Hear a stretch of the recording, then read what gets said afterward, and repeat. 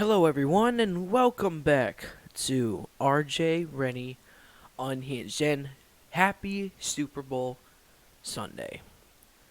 This evening, we will watch Tom Brady and Patrick Mahomes face off, not in the AFC Championship game like we saw a couple years ago, but this time in the big game itself. I'm personally rooting for the Chiefs for obvious reasons that you can find if you look 2 videos back. But today's video has nothing to do with football. It has nothing to do with sports. It's something that struck me last week, and I'll tell you the story about it. And here's the question I have. At what point do these COVID restrictions get draconian? You know, for me, it was like after 3 months of 15 days to flatten the curve. You remember that? Remember that was a thing? Remember when they said 15 days to flatten the curve? Well, we didn't hear it correctly. Apparently, he meant 15 months. Because, in March, we're going to be celebrating a year of lockdowns. And so much stuff has happened throughout all of these COVID restrictions. None of them good. These lockdowns have done absolutely nothing. These restrictions have done absolutely nothing to help stop the spread or stop the curves. Because you can compare how states that have lockdown have done with COVID. Compare those to states that have not locked down nearly as hard. For example, California and Florida. And their cases curves and hospitalization curves are literally identical. So, at what point does it become draconian, and how easy is it to point out how stupid some of these are? Let me share with you a quick story. So 2 weeks ago, my roommate and I were on our way to one of the dining halls on campus to eat. And I would wear a neck gaiter. I used to wear a neck gaiter to classes. Now, let me preface this by saying that on every building on campus, there's always a sticker on the door that says, face covering required for entry. You see that all across town. You see that across every city. Face covering required. Face covering. Face must be covered. Face is covered, you're good. Face covered. Face covered. Face covering. So we get up to this register where you have to swipe your ID in order to eat. And one of the green shirts, as they're known on our campus, they're the redeployed event staff from the football games or the basketball games. And I say redeployed because they're not really busy in their respective fields right now, so they've now been, distributed throughout campus to enforce these mask rules in the most annoying way possible. I've dubbed a nickname for them, but I do not think it's a YouTube-friendly nickname. I call them the mask swastikas. Fill in the blank. So anyway, this mask, fill in the rest, stops me and says, "You can't have the neck gaiter. You need a different type of face covering." Now I had just gone an entire semester. This was this semester. This whole stuff was going on last semester too.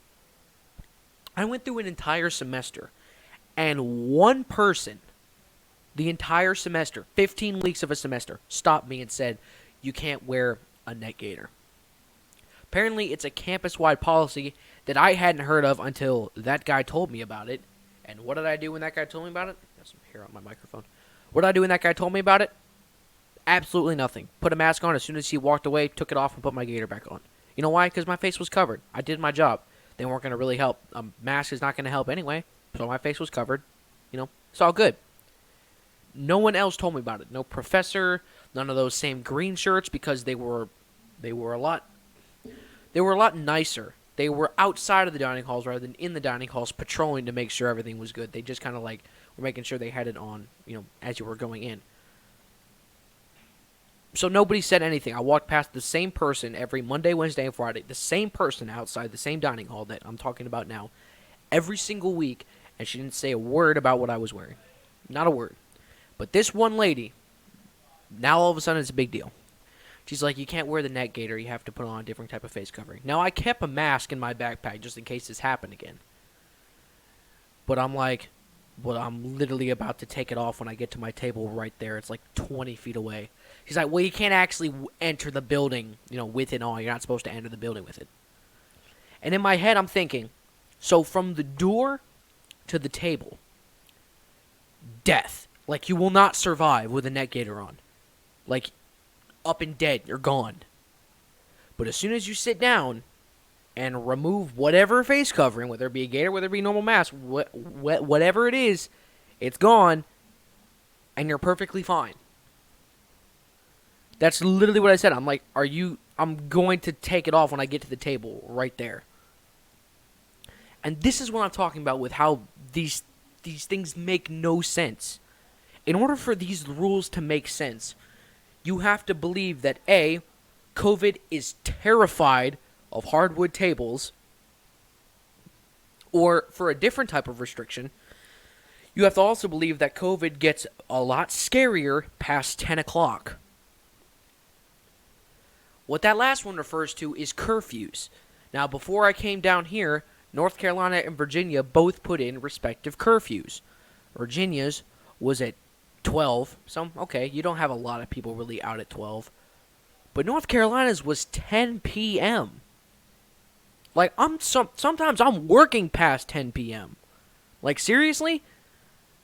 And plus, what does that do to stop the spread of COVID? What does locking people in their homes after a certain time do to stop the spread of COVID? And we kept making these same jokes, like, oh, apparently COVID is like 10 times worse after 10 o'clock, so don't go outside. It makes zero sense. It's the same thing in these dining halls. Like, you can have your mask off as you're eating, obviously, because there's no other way to access your mouth. But if you're just sitting there, chatting with your friends, you have a drink in front of you maybe, you got to put it on. Because the entire 15 minutes you just spent eating and putting food in your mouth, the COVID was shying away because COVID hates fried chicken. But as soon as you put it down, the COVID's like, fresh meat, and then rushes at you, and you got to protect yourself from it. It is so stupid, the difference. Like, you cannot have it both ways. You either have to shut down every single restaurant and not let people eat on campus, because you're going to have the mask removed anyway. I've seen a lot more students on campus like me who don't even wear them outside. Like, thankfully they do not, like, get all on you for not wearing one outside. But they have the signs like, if you're outside, you're not social distance, you have to have a mask on. I'm like, screw that. You make me wear it inside, that's all I'm going to do. I'm going to walk outside with it on because I want to be able to breathe. You know how hot it gets here? I want to be able to freaking breathe. But as soon as you get in these, get in these classrooms and get in these dining halls, you have the same students coming in and touching the same surfaces all day. Like, that's what another one that's stupid is, like, have you ever seen the cash register that have the plastic over the button, over the numbers? Yeah, so instead of touching the buttons and having everyone touch the same buttons, we're all going to touch the same plastic on top of those buttons because, oh my gosh, COVID hates cellophane. Oh my god, it cowers away from cellophane. I mean, do you see how stupid some of these things are and some of these ridiculous restrictions there are? And people might come at me and say, well, it's all in the name of health. I'm not entirely sure about that. Especially on a college campus that has an age range from, let's say, 18 years old to 24-year-old. You know what the survival rate of COVID is for our demographic of that age group? It's plus 99%. Let me say that again. It's over 99%. Probably closer to 99.9%. And yet, for some reason, you can't sit around, drop your mask down, and just chat with your friends after you're done eating. You got to put it up because the COVID is scary. It's going to get you. And they even have us have weekly testing now, which I don't think that's an issue with, but they said, we're going to have weekly testing, weekly required testing that you got to go to. And, that will help us try to get a sense of normalcy because we'll have a consistent active count of how many cases we have. Okay. Since they've instituted that testing policy, the restrictions have gotten nothing but tighter. And these mask police, for lack of a better word, have gotten nothing but even more annoying. Like, one thing that right-wing and left-wing students can both agree on is that we hate the green shirts because they're so annoying. My friends told me a story that they were studying at the library, and they had, high tables over there with one chair or one or two chairs on them, and they were both sitting there. Now, these two guys are roommates. They literally sit down on the same couch together all of the time. They live together. Yet this person came over and was like, this is a table for one person. We're going to have to... You're going to have to find another place to sit. Now, thankfully, there was no other place to sit in the library for them, so they were able to stay. But seriously, like, you don't know that they're literally roommates. They will literally be in the same room that night. They will literally sit down next to each other later on that night. Yet for some reason, in the library, COVID is way more, way deadlier, and you can't sit at the same table and study together. Like, literally, they hang out, they're together all the time. I hang out with them all the time. We got in trouble for pulling up an extra seat to a chair. Well, an extra seat to a table. The person was like, you can't move the chair and put it on there. You have to find a bigger table. Thankfully, they let that one slide. But it's one of those things like they tracked someone down that was sitting outside. So they found this. This is funny. They found a table of 3 outside. It was a 2-person table. They pulled a chair up and they were sitting. And they were outside on the balcony. So remember, COVID is not really that scary outside because you're allowed to not wear your mask outside.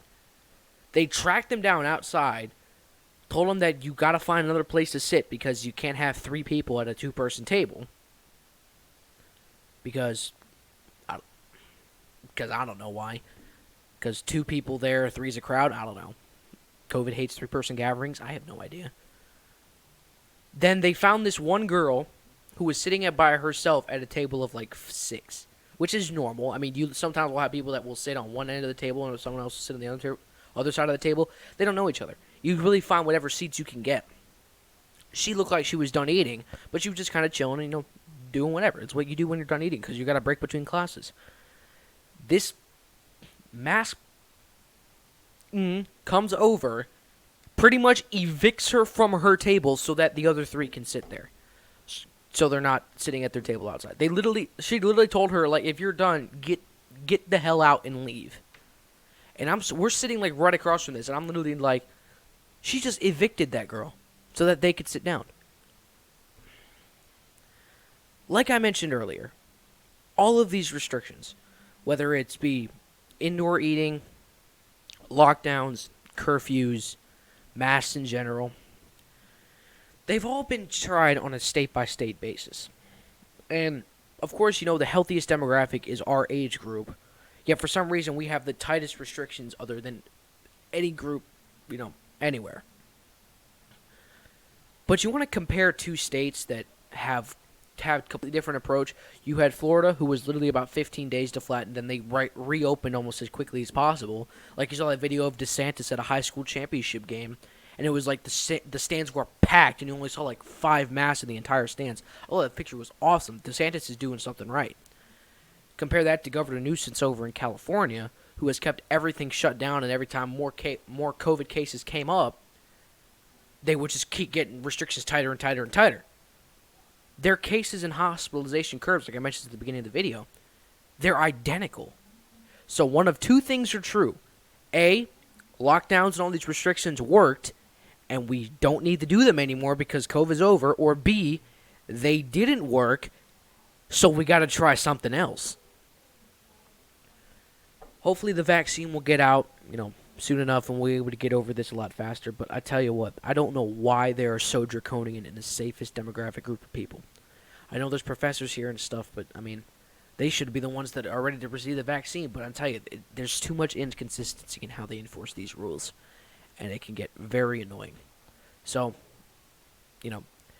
this is kind of the closest they're going to get to draconian. But, we'll see if we can get out of it sooner as they start rolling out more testing. So anyway, thank you guys for watching, and I will see you next time on RJ Rennie Unhinged.